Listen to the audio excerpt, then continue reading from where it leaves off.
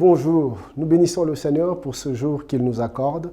Comme vous le savez, nous sommes en train d'analyser la part que Dieu nous donne, notre part de responsabilité sur le chemin du succès, sur le chemin de la réussite. Après avoir parlé du travail, ce jour, je voudrais partager avec vous la gestion de relations, l'importance de relations. Pourquoi? Parce que quand Dieu veut nous visiter, quand Dieu veut nous toucher, il utilise les hommes. Dieu passe par les hommes. D'où l'importance de bien gérer les relations parce qu'on ne sait jamais. Suivez et on se revoit tout à l'heure. Le principe du succès et de la réussite.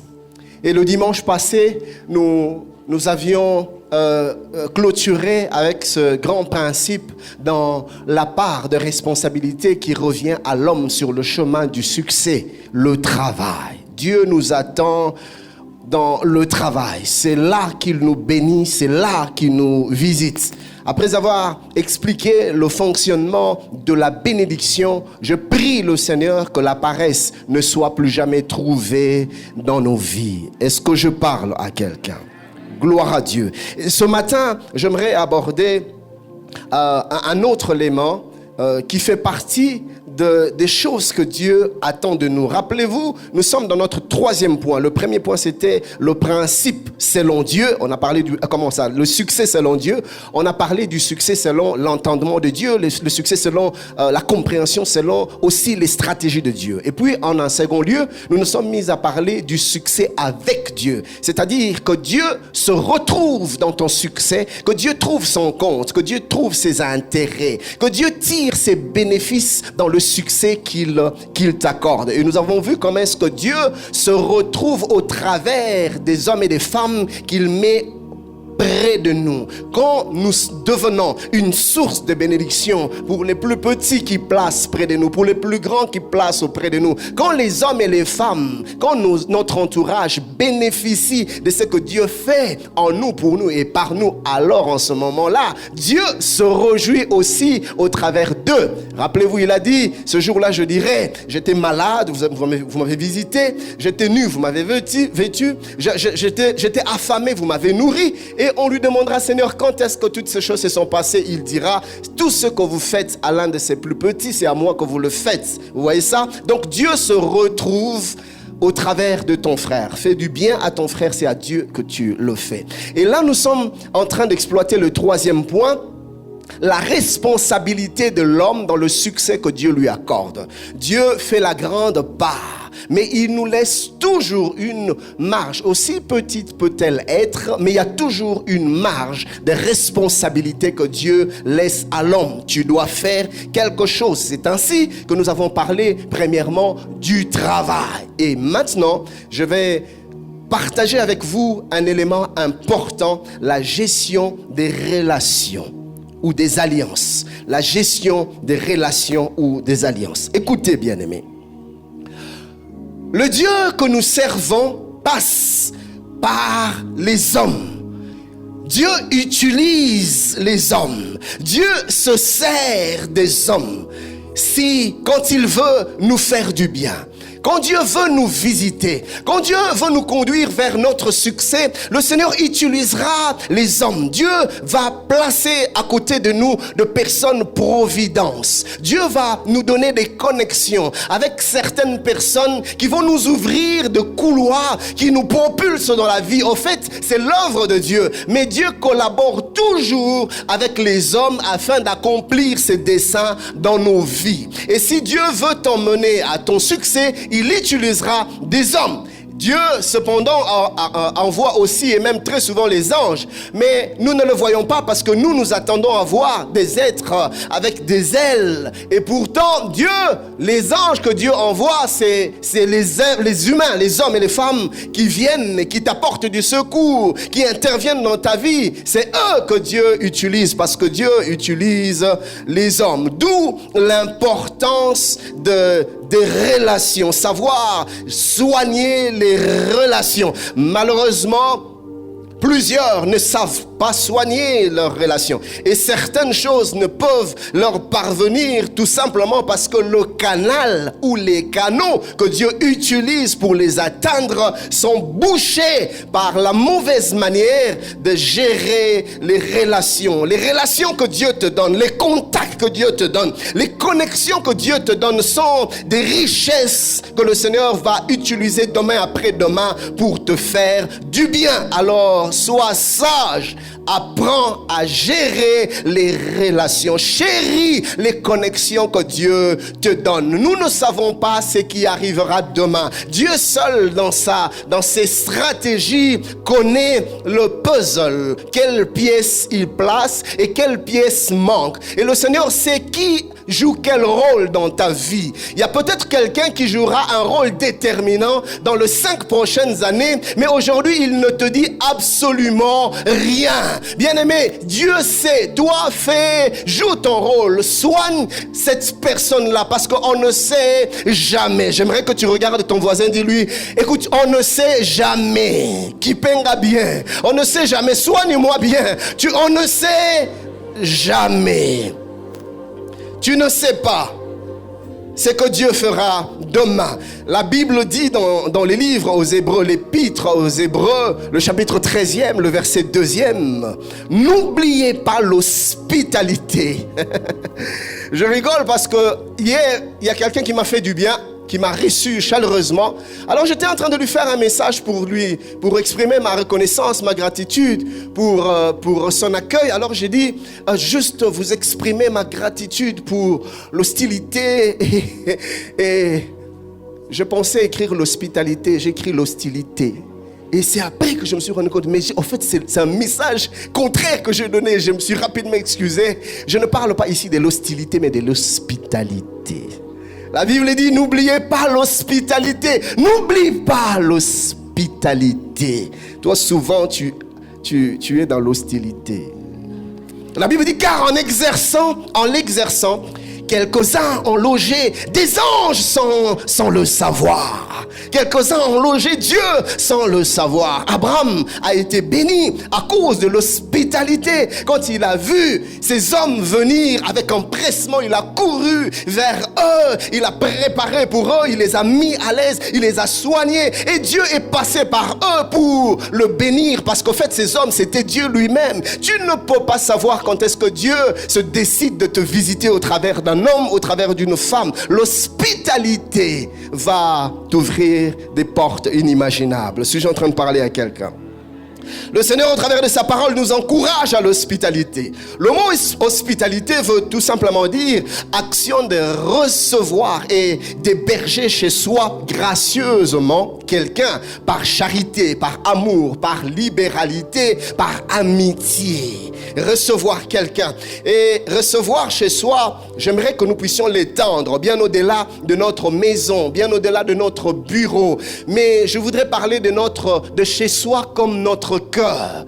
Quand la Bible nous encourage à exercer l'hospitalité, le Seigneur nous motive à ouvrir nos cœurs pour les étrangers, pour les autres. Que nous puissions être aimables, que nous puissions accueillir généreusement les gens qui nous approchent, qui viennent vers nous. Bien-aimé, Jésus-Christ était un homme aimable. Les gens se sentaient bien avec lui. Les gens étaient à l'aise. Les foules le suivaient parce qu'il mettait les gens à l'aise. Il ne mettait pas des gens mal à l'aise. Et aussi, l'hospitalité rime, ou plutôt est synonyme de générosité, de bienveillance, de cordialité dans la manière d'accueillir les gens, dans la manière de traiter les gens. Je prie ce matin que tu sois rempli d'hospitalité. Quelle est l'image que les gens gardent de toi après t'avoir rencontré? Qu'est-ce que les gens disent de toi après un premier contact? Quelle impression laisses-tu aux gens? Après qu'on t'ait fréquenté pendant une semaine, pendant un mois, pendant une année, pendant toute la durée des études, quelle est l'impression que nous gardons de toi? Quelle est l'impression que vous avez gardée de moi? Quelle est l'impression que vous gardez de mon frère, que vous gardez de ma soeur? Qu'est-ce que vous vous dites? Qu'est-ce que les gens qui te fréquentent disent de toi? Est-ce que les gens se sentent bien à tes côtés? côté? Ou est-ce que tous ceux qui te fréquentent finissent par fuir, par partir? Parce que tu mets tellement de gens mal à l'aise. Tu ne sais pas parler aux gens. Tu ne sais pas répondre aux gens. Tu ne sais pas t'adresser aux gens. Tout le monde est en insécurité quand il s'approche de toi. Et finalement, les gens finissent par fuir. Plus personne ne veut passer du temps avec toi parce qu'on a peur d'être blessé. On a peur d'être contrarié. On a peur d'être mis mal à l'aise. Est-ce que les gens sont à l'aise avec toi ou tout le monde prend la poudre de scampette quand il s'agit de toi? Ma prière est que ceux qui t'approchent aient envie de revenir une seconde fois, une troisième fois, une quatrième fois, tellement qu'ils aiment ta compagnie. Est-ce que tu motives les gens? Est-ce que tu encourages les gens? Ou toi, tu es un rabat-joie de première? Ou est-ce que toi, tu as reçu, on a l'impression que tu as reçu comme ministère de décourager les gens? On ne peut te parler d'un projet sans que tu ne décourages. Tu n'encourages jamais. Tu n'apprécies jamais ce que les gens font. Tout ce que les gens font, ça l'a mis bien, ce n'est pas bien, ce n'est pas vraiment bien. Tu as toujours quelque chose à redire de tout ce qu'on te dit. Est-ce que les gens se sentent bien? Est-ce que les gens sont motivés à venir t'ouvrir leur cœur? Ou les gens se méfient qu'on m'écate pas pour qu'on s'emboie? Est-ce que tu repousses les gens sans raison? Ou est-ce qu'on se sent bien? Ou est-ce qu'il fait bon vivre en ta compagnie? Écoutez cette vérité. Celui qui sait vivre avec les gens se fraye un chemin vers son bien-être. Oui. Celui qui sait vivre avec les gens se fraye un chemin vers son bien-être. Pasteur Ken, qu'est-ce que tu veux nous dire? Est-ce que nous devons constamment sourire avec tout le monde? Non, c'est pas ce que je suis en train de dire. Le sourire extérieur, ce n'est pas vraiment de ça dont je suis en train de parler, la gentillesse d'apparence, ce n'est pas vraiment ça. Je parle d'être vrai, je parle d'être sincère. Je peux ne pas te sourire, mais tu te sens à l'aise à mes côtés. Et je peux te sourire, mais juste en te tournant le dos, je te méprise, je te trahis, je te fais du mal. Je ne parle pas de ce sourire que nous affichons par politesse. Je parle d'un cœur sincère, un cœur aimable, un cœur qui sait accueillir les gens, un cœur qui ne pense pas du mal des gens. Tout ce qui t'approche, la première pensée qui te passe par l'esprit, c'est une pensée négative. Quelqu'un s'approche de toi, dès que la personne s'approche de toi, je sens qu'il y a un esprit de sorcellerie ici. Tu as du mal à recevoir les gens dans ton bureau. C'est qui? Je vais les recevoir en bas, dehors. Pourquoi tu te méfies de tout le monde? Tu soupçonnes tout le monde et tu te sens constamment en insécurité. Qu'est-ce qui se passe? Des fois, je me demande, ou soit nous avons Dieu, ou nous ne l'avons pas. Et si nous avons Dieu, pourquoi allons-nous vivre constamment dans l'insécurité? Keba, keba, tout le temps, keba, keba, on ne sait jamais, frère. Mais tu as Dieu en toi.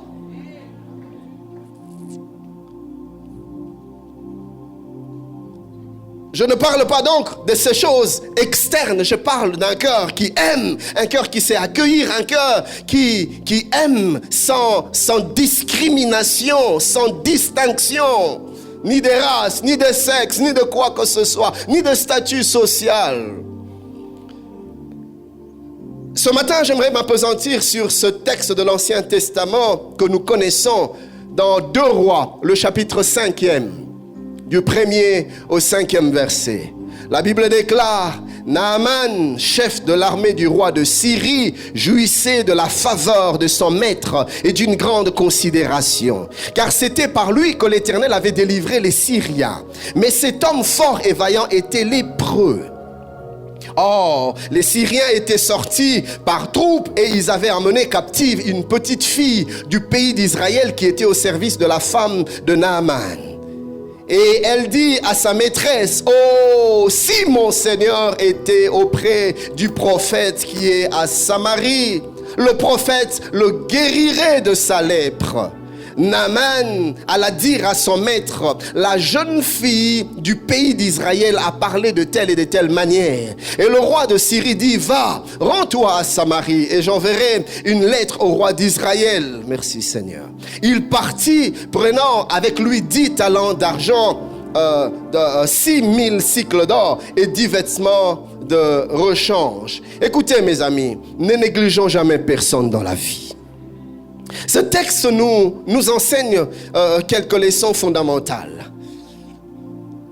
La personne, remarquez bien ceci, la personne qui a joué un rôle déterminant dans le salut de Naaman, en lui apportant plutôt l'information décisive, n'est rien d'autre qu'une petite fille étrangère. Ce n'est pas son homologue, ce n'est pas quelqu'un de son rang, ce n'est pas quelqu'un de son niveau. C'est une petite fille servante de sa femme, une petite fille étrangère.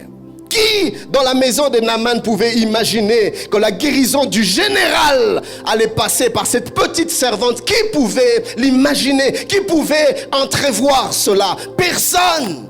Mais pourtant, c'est elle que Dieu a décidé d'utiliser. Ne néglige jamais personne. Cette petite dame qui a été déportée d'Israël en Syrie sert la femme de Naaman. Elle est là. Mais personne ne sait que dans le plan de Dieu, c'est elle la personne providentielle que Dieu a déplacée. Tout le monde pensait qu'elle n'était là que comme servante pour servir la femme de Naaman. Tout le monde pensait que c'était une petite esclave. Mais Dieu, dans ses desseins parfaits, l'avait positionnée à dessein justement. Dieu l'avait placée là. Naaman et sa femme étaient loin de se douter que leur manière de traiter la petite servante allait être déterminante pour le salut de la famille. Ils ne pouvaient pas s'en douter. Ne néglige jamais personne dans la vie. Tu ne connais pas les plans de Dieu. Tu ne sais pas non plus quel est le canal que Dieu choisira d'utiliser pour t'atteindre. Parce que rappelons-nous, Dieu passe toujours par des canaux. Dieu utilise toujours des hommes. Et on ne sait pas, on ne peut pas prévoir cela. Je ne sais pas ce qui arrivera demain. La Bible dit que nous ne savons pas ce qu'un jour peut enfanter. Je ne connais pas le puzzle de Dieu. Je ne connais pas les stratégies de Dieu. Je ne connais pas tous les éléments qui constituent le plan de Dieu pour mon succès, pour ma réussite. Et très souvent, le Seigneur place comme point déterminant des hommes et des femmes. Naaman vivait avec cette petite. Sa servante vivait avec la petite. Mais il ne pouvait jamais se douter que c'est par là que leur salut allait passer. La Bible déclare dans Ecclésiaste 11:5: comme tu ne sais pas quel est le chemin du vent, ni comment se forment les eaux dans le ventre de la femme enceinte, tu ne connais pas non plus l'œuvre de Dieu qui fait tout. Nous ne connaissons pas l'œuvre de Dieu. Nous ne connaissons pas les stratégies de Dieu. Nous ne connaissons pas les plans de Dieu. Nous ne connaissons pas les desseins de Dieu. Cependant, Dieu a des plans pour nous et ça passera par des hommes. Suis-je en train de parler à quelqu'un ce matin? L'être humain a souvent tendance à considérer les autres sur base de certains critères. Je vais en citer deux ce matin si le temps nous est favorable. Le premier élément que l'homme se base pour considérer l'autre ou pour considérer les autres, malheureusement, notez, c'est l'aspect extérieur. Les apparences. Nous sommes facilement impressionnés par ce que nos yeux perçoivent et nous nous empressons de porter des jugements bien souvent biaisés car nous nous basons sur les apparences. Vous voyez ça? Et la Bible nous en parle dans 1 Samuel 16:7.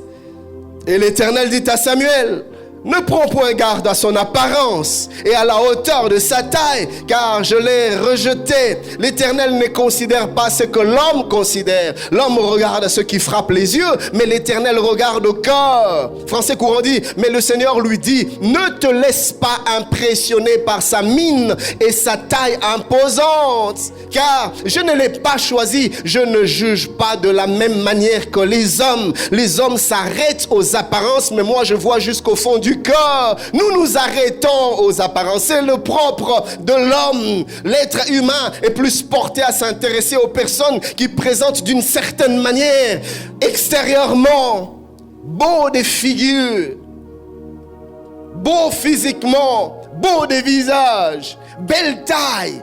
s'habille classe, se tient bien, parle bien, présente de bonne manière, a des tics appréciables. Et c'est ça, les éléments que nous choisissons. C'est ça, des éléments qui nous impressionnent souvent. Alors, on est plus facilement porté par des personnes qui présentent bien, bon parfum, bonne odeur. Nous sommes attirés par des gens qui présentent bien, qui ont belle allure, belle apparence. Et consciemment ou inconsciemment, on néglige ceux qui ne présentent pas ce genre d'atouts extérieurs. Nous les minimisons, nous les regardons à peine. J'imagine si Naaman et sa femme avaient osé minimiser cette petite.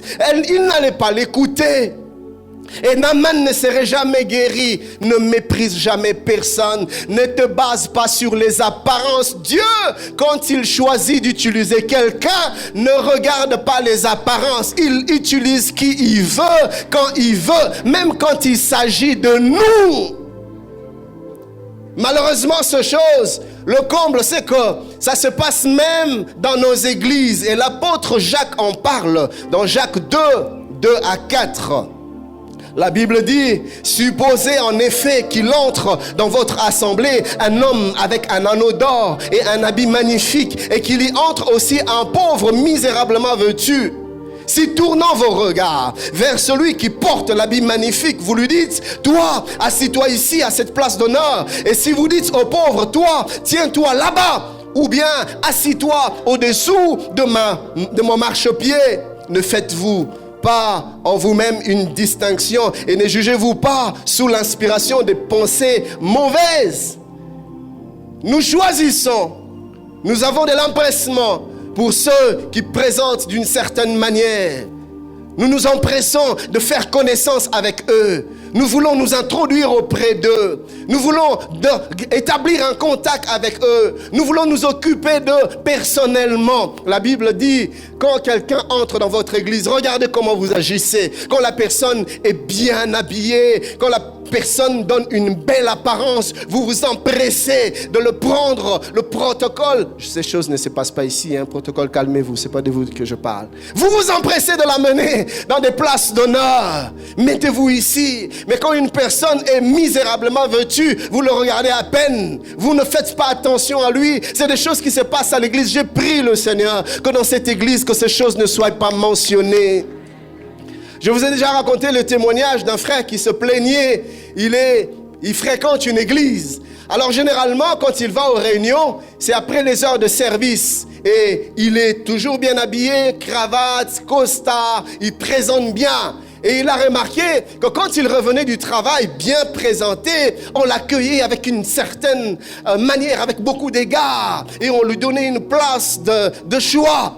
Mais un autre jour, il ne revenait pas du travail. Il était simplement habillé comme n'importe qui pourrait l'être. Et il a vu les changements d'attitude des mêmes personnes qui l'accueillent autrefois avec empressement, qui l'ont accueilli comme ça, de manière simpliste. Et il s'est rendu compte que c'est parce qu'il ne se présentait pas comme d'habitude, que ces choses ne soient pas nommées parmi nous. Que ces choses ne soient pas nommées dans ta vie.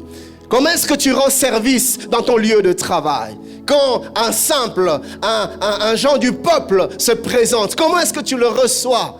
Est-ce qu'on te dit que c'est le DG de telle entreprise qui veut te voir, qui demande audience? Comment tu réagis? Est-ce que tu accueilles seulement ceux qui présentent bien, ou ta porte est aussi ouverte, même à ceux qui ne nous attirent pas extérieurement?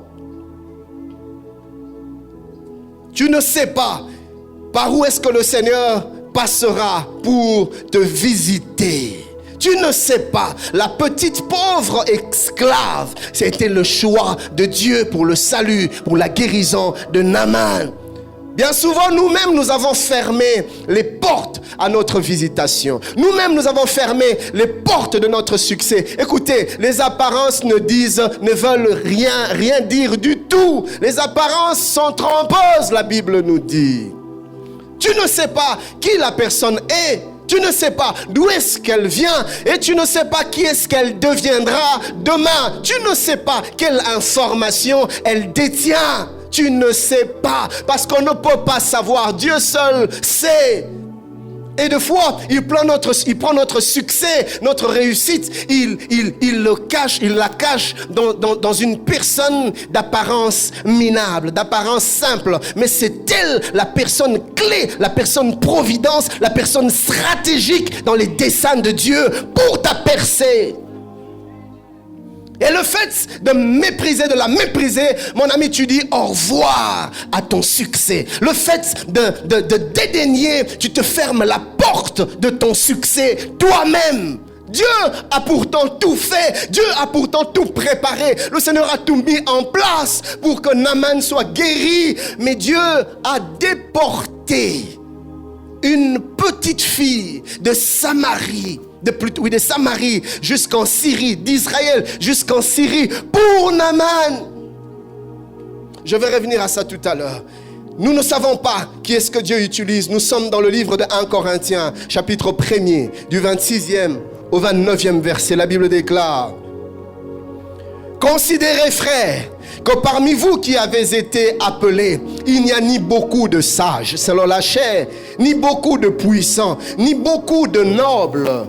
Mais Dieu a choisi les choses folles du monde pour confondre les sages. Dieu a choisi les choses faibles du monde pour confondre les fortes. Et Dieu a choisi les choses viles du monde et celles celles qu'on méprise plutôt. Celles qui ne sont point, pour réduire à néant celles qui sont, afin que nulle chair ne se glorifie devant Dieu. Souvent le Seigneur choisit des choses inimaginables, des choses méprisables, des choses faibles pour confondre les sages. Mon ami, les grands d'aujourd'hui ont été des petits d'hier. Des forts d'aujourd'hui ont été des faibles d'hier. Soigne bien la personne que Dieu a placée à tes côtés. Soigne bien le pauvre monsieur que tu rencontres chaque matin quand tu vas au travail. Soigne bien cet étudiant qui vient souvent à pied, mais qui fréquente le même auditoire que toi. Soigne bien cette dame qui te vend du pain au coin de la rue. Soigne bien cette sentinelle qui surveille la nuit pendant que tu ronfles. Soigne bien cette petite dame qui s'occupe de tes enfants pendant que tu es au travail. Soigne bien cette petite étrangère que Dieu a déportée de loin. Elle est peut-être venue du Bas-Congo ou du Bandundu ou du Kasaï. Soigne bien ce Wewa qui te prend dans sa moto. Soigne bien cet homme que le Seigneur a placé là pour te servir, parce que tu ne sais pas celui que Dieu utilisera pour te visiter. Tu as besoin d'une information. Tu as besoin qu'on te dise quelque chose. Tu as besoin qu'on te dise un mot et Dieu décide de choisir qui il veut. Tu ne sais pas. Aujourd'hui, c'est lui qui te conduit. Il est chauffeur de taxi, mais demain il deviendra un grand homme que tout le monde va acclamer. Ou pas. Ça dépend. On ne sait jamais. Le monsieur que tu négliges aujourd'hui, demain, tu ne sais pas là où Dieu va le placer. Alors toi, tu le minimises, tu le méprises, tu l'insultes à la limite. Et demain, tu ouvres une porte, tu as besoin d'un service. Et c'est qui que tu trouves à la porte qui donne des accès? La même personne que tu avais dédaigné autrefois. Et bon, on est là, koseka ya mutakoi na velo ebimaka. Uzawa, nazawa mama ngai.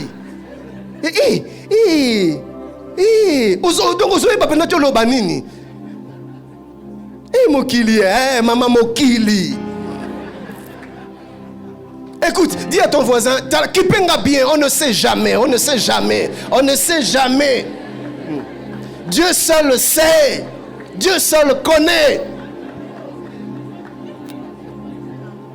On veut t'épouser, un homme est prêt. La dot déjà prête, tout est prêt. Il n'y a que la sœur qui n'est pas. Et voilà qu'il commence à fréquenter l'église à Munio, à Nandion. Et il te voit, il s'intéresse. Et il va chez la personne qui voit te fréquenter de temps en temps. Il le connaît aussi. Écoute, voilà ce que je ressens dans mon cœur. Je veux épouser cette soeur. Mais toi, tu la connais. Parle-moi un peu d'elle. Ah! C'est quoi la personne à qui l'on demande aussi au finga epena obandaka na manzaka o matie na mutu o kitisi o zui o kotie na mai o niki o bimisi o kausi o repasser o tandi na singa bilamba na moi batu ba moni. Mes amis, avec tout le respect que je vous dois, je ne sais pas comment dire ça en français.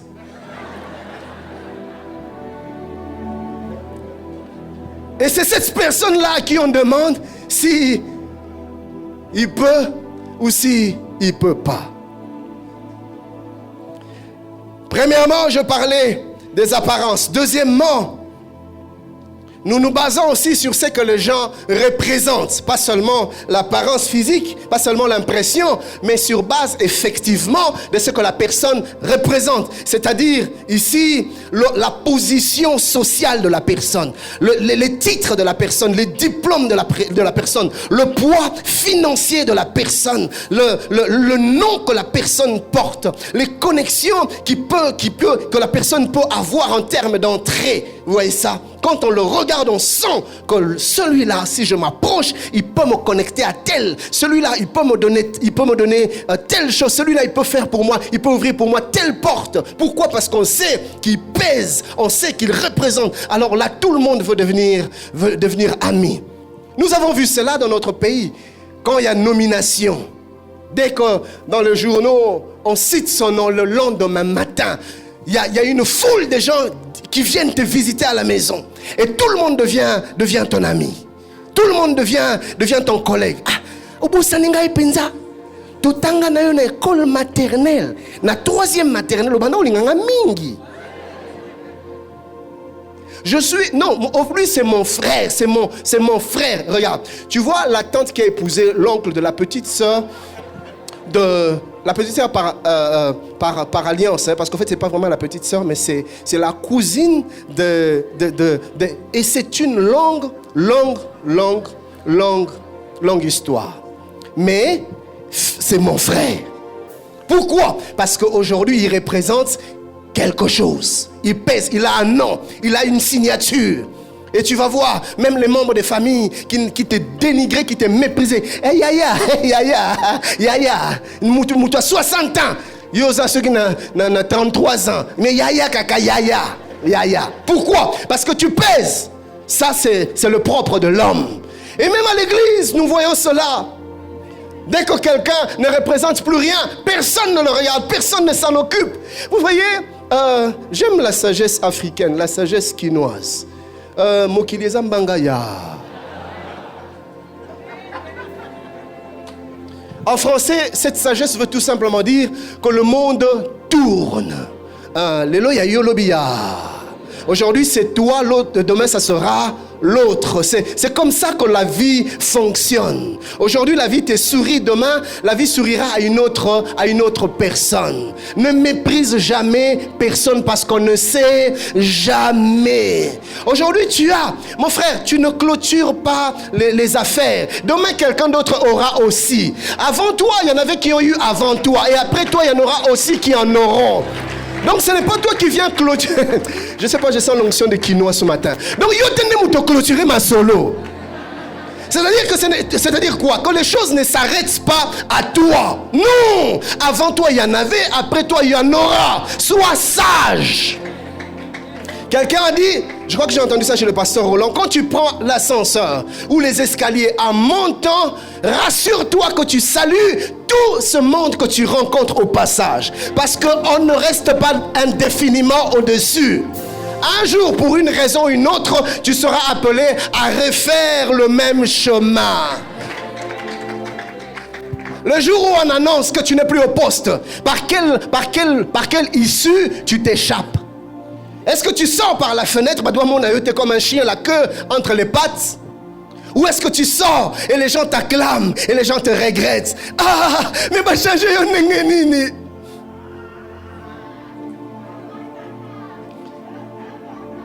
Est-ce que les gens se réjouissent de ton départ?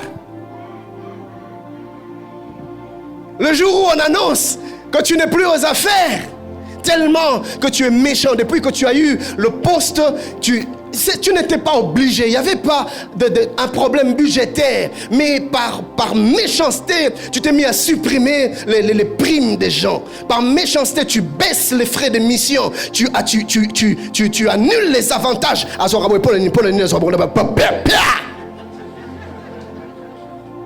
Et écoutez, des fois, moi, je me pose des questions. J'ai parlé avec maman Nathalie, on avait une affaire pour l'église.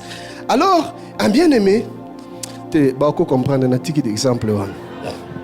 il y a des gens qui sont comme ça. Alors tu te demandes, oh papa, ça ne vient pas de ta poche, ce n'est pas ton argent, c'est l'argent de l'entreprise. Et dans les règlements d'entreprise, dans la convention personnelle, ça a été décidé.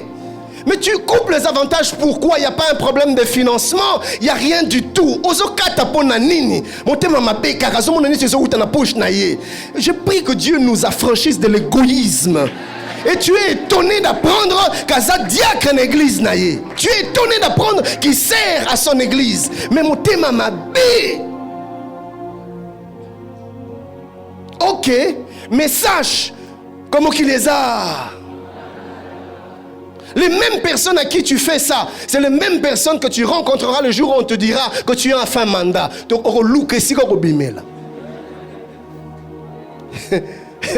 vous n'avez jamais vu des histoires. Tu viens annoncer à quelqu'un, mon ami, mon cher, tu sais qu'on a ça sur la poste. Oh, ça sur la poste. Donc, tu se rendre compte qu'elle s'est maîtrisée. La personne s'est réjouie, tu es choqué. Et puis, il est temps de se ressaisir, mais tu as déjà compris que ta démission est bienvenue parmi les peuples. On acclame le Seigneur. Alléluia. Je prie le Seigneur là où tu es, le jour où on décidera que tu partes, que les gens ne célèbrent pas ton départ, mais que les gens regrettent ton départ, que les gens pleurent ton départ, que les gens refusent que tu partes, que les gens interviennent en ta faveur.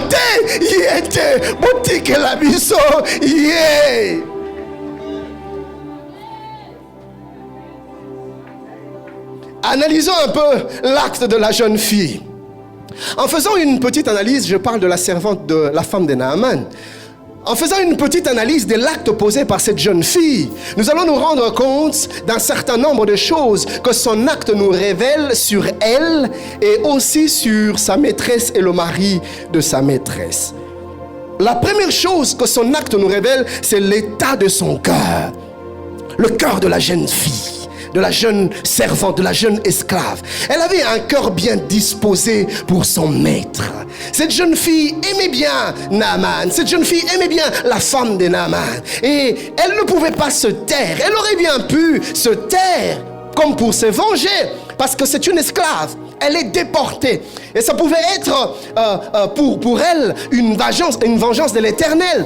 Oui, à cause de tout ce que ces gens nous ont fait. Je me suis retrouvé ici, j'ai laissé ma famille. C'est à cause d'eux, je ne dirai rien. D'ailleurs, les prenez Baksamasusu. Anzamba yoka kama bondeli. Akufa. Qu'il meure. Non. Mais la jeune fille a tout simplement ressenti en lui l'esprit qui était en Christ Jésus. Nous sommes dans Matthieu 5.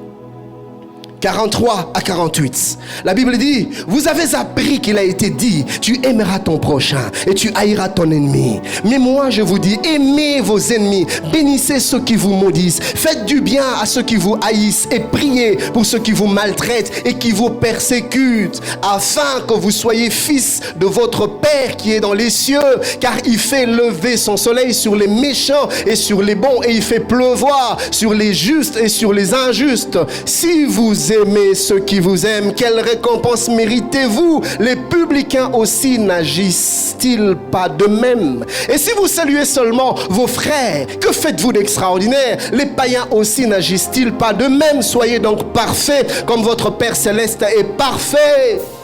Cette dame n'a pas retenu son cœur à cause de ce qu'on l'a fait subir à sa famille, à sa nation. Mais elle avait l'esprit de Christ. Elle aimait son maître, elle aimait sa maîtresse. Elle était prête à donner l'information. Deuxième élément que son acte nous révèle, cette jeune fille était une servante. Elle était une servante. Mais pasteur Ken, bien sûr qu'elle était une servante. C'est clair, ce n'est pas une révélation. Je vais vous dire de quel genre de service, de serviteur ou de servante elle était. Remarquez une chose. Cette fille n'a pas gardé l'information par méchanceté. Elle aurait pu geler aussi l'information. Comment est-ce que tu réagis quand tu es détenteur, détentrice d'une information salutaire pour la personne qui est à côté de toi? Comment est-ce que tu réagis? Est-ce que c'est des ailes qui te sortent? Que de frères qui refusent de partager l'information par mauvaise foi. Tu te dis, ah nanayebi c'est pas bonga. Ozoyoka mabe bongo soka bongi nini. Tu entends parler des opportunités d'embauche quelque part, mais tu n'en parles à personne, même pas à tes frères dans la foi. Ça c'est vraiment un esprit. Je prie le Seigneur que ça nous quitte dans le nom de Jésus. Tu es passé dans un couloir, on dirait comme par hasard, et tu as vu cette affiche, et tu connais la personne qui en a le profil. Mais c'est pour une pause au moussala. Comment est-ce que tu gères l'information qui peut être salutaire pour quelqu'un? Tu connais un endroit où l'on vend des choses, des marchandises de très bonne qualité à moindre prix, mais tu refuses. Des Quinois. Allez à Dubaï, allez en Chine. Vous allez rencontrer des Congolais qui connaissent. Vous allez vous rencontrer, vous allez nous rencontrer. Et nous connaissons des fois des couloirs. Pourquoi tu n'amènes pas tous les hommes? Tu veux être le seul, un peu comme les 4 lépreux. Quand Dieu a fait retentir, a changé le bruit de leurs faibles pas en des bruits de guerre, des chevaux, des chars et des chevaux. Les Syriens ont entendu ces bruits et ils sont partis en laissant tout, bien, nourriture, argent, tout. Et les 4 lépreux viennent et ils voient qu'il n'y avait personne, mais tout était là. Et ils se sont mis à ramasser, à se réjouir du butin. Et puis l'un d'eux dit, non, ce que nous faisons n'est pas bien. Nous ne pouvons pas nous réjouir seuls. Rentrons en Samarie. Allons donner la bonne information. Est-ce que tu es apte à donner les informations ou tu gèles les informations? Tu gères. Et toi, tu fais même pire. Le chef a décidé que cette fois-ci, cette mission, ça sera lui. Et depuis que le dossier est sur ton bureau, pour signer, au fond de l'idose. Comment tu es? Est-ce que tu es un chrétien? Mais d'où te vient ce cœur? Tu l'as hérité de qui? Et puis c'est sans remords. Et on te voit jeudi, tu entres dans les autocos, tu adores Dieu. Aussi au fan de l'idose, chef du personnel. Et tu fais ça à tes frères et sœurs de l'église.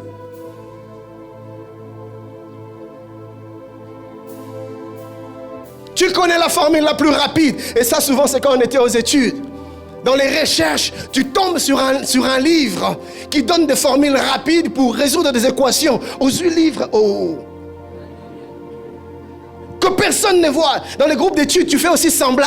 Équation, elles a passé. Mais tu sais comment t'en sortir. Mais tu gardes l'information. Et il s'agit des enfants de Dieu. Je n'arrive pas à comprendre. Ça nous vient d'où ce cœur-là? Mais la pauvre petite dame n'a pas gardé l'information. Elle avait des raisons de garder l'information. Encore que je t'aurais fait du mal dans le passé, je pourrais encore comprendre que tu gèles l'information. Mais je n'étais rien fait. Et pire, on a toujours été bien avec toi. En tout cas, tu m'as toujours donné l'impression que nos rapports ont toujours été bien. Et c'est à moi que tu fais ça. Incroyable. Très souvent, nous aimons jouer le rôle de Naaman. Oui, c'est-à-dire être la personne à qui l'on apporte la bonne information. Être jouisseur, être bénéficiaire. Mais très rarement et très difficilement, nous acceptons de nous imaginer dans le rôle de la personne que Dieu désigne tout simplement pour être porteuse de l'information. C'est-à-dire, Dieu te place là où tu es, mais pour les bénéfices de quelqu'un d'autre. Regardez ce qui se passe. Dieu déplace, déporte la jeune petite fille d'Israël à la Syrie, jusqu'en Syrie, mais pour jouer un rôle. Donc, le fait que tu sois là, tu n'es pas là pour toi, tu es là pour quelqu'un d'autre. Est-ce que nous acceptons d'être là, pas pour nous, mais pour les autres? Est-ce que nous acceptons que Dieu nous utilise simplement comme un canal? Est-ce que nous sommes aptes? Est-ce que nous sommes promptes à servir au lieu d'être servis? Cette fille était une servante. Et c'est là que Dieu nous fait entrer dans la dimension du service selon Christ, c'est-à-dire servir Dieu en servant les autres. C'est sentir bien en rendant de service à d'autres. Avoir son cœur rempli de joie quand on connecte deux personnes. Lui, c'est un fournisseur. L'autre, c'est un consommateur. Tu as l'information. Les deux ne se connaissent pas. Est-ce que tu te sens bien à les connecter ou pour toi, c'est sujet ou objet de chantage? Tu commences à faire chanter parce que tu as l'information. Est-ce que tu t'empresses? Tu aimes bien être Naaman. Mais si Dieu décide que tu sois la petite servante qui détient l'information, comment tu agis et comment tu réagis? Être au service de Dieu en étant au service des autres. C'est ce que Christ nous enseigne dans Jean 13, 12 à 17. Après qu'il leur eut lavé les pieds et qu'il eut pris ses vêtements, il se remit à table et leur dit: comprenez-vous ce que je vous ai fait? Vous m'appelez maître et seigneur, et vous dites bien, car je le suis. Si donc je vous ai lavé les pieds, moi le Seigneur et le maître, vous devez aussi vous laver les pieds les uns aux autres, car je vous ai donné un exemple, afin que vous fassiez comme je vous ai fait. En vérité, je vous le dis, le serviteur n'est pas plus grand que son maître, son Seigneur, ni l'apôtre plus grand que celui qui l'a envoyé. Si vous savez ces choses, vous êtes heureux, pourvu que vous les pratiquez. J'ai aimé ce texte de Matthieu 20, du 20e au 28e verset. Alors la mère des fils des Zébédée s'approcha de Jésus avec ses fils et se prosterna pour lui faire une demande. Il lui dit: que veux-tu? Ordonne, lui dit-elle, que mes deux fils que voici soient assis dans ton royaume, l'un à ta droite et l'autre à ta gauche. Les 10, verset 24, ayant entendu cela, furent indignés contre les deux frères. Jésus les appela et dit: vous savez que les chefs des nations les tyrannisent et que les grands les asservissent. Il n'en sera pas de même au milieu de vous, mais quiconque veut être grand parmi vous, qu'il soit votre serviteur. Et quiconque veut être le premier parmi vous, qu'il soit votre esclave. C'est ainsi que le Fils de l'homme, il parle de lui, est venu, non pour être servi, mais pour servir et donner sa vie comme la rançon de plusieurs. Le Fils n'est pas venu pour être servi, il est venu pour servir. Est-ce que tu es prêt à être serviteur? Est-ce que tu es prêt à connecter les gens? Est-ce que tu es prêt à favoriser un marché? Est-ce que tu es prêt à parler positivement d'une personne, à donner un bon témoignage? Est-ce que tu es prêt à donner la bonne information qui sera salutaire pour l'autre?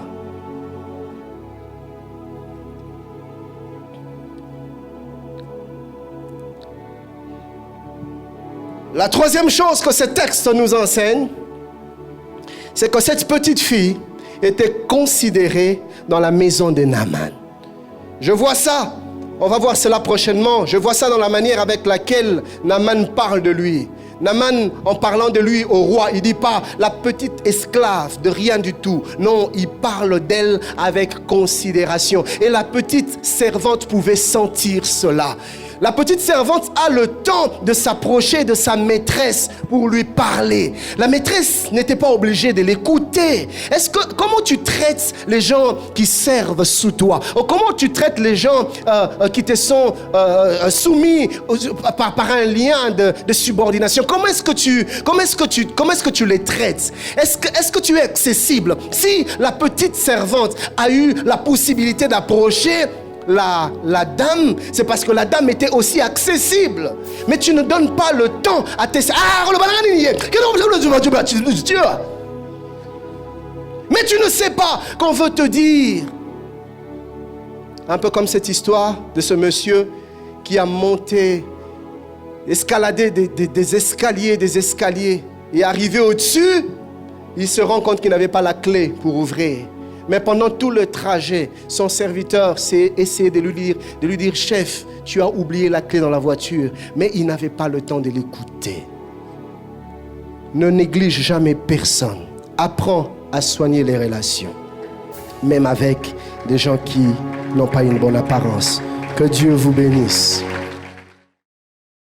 Bien-aimé, je prie le Seigneur que tu puisses être cette personne que Dieu a choisie pour visiter quelqu'un.